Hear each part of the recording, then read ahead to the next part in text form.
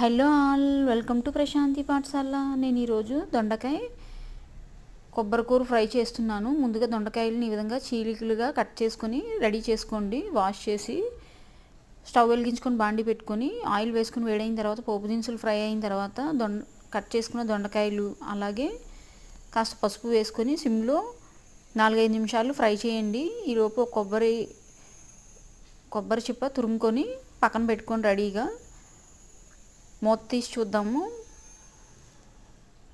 దొండకాయ మగ్గిందో లేదో. బాగా కలుపుకొని మళ్ళీ మూత పెట్టేసుకోండి.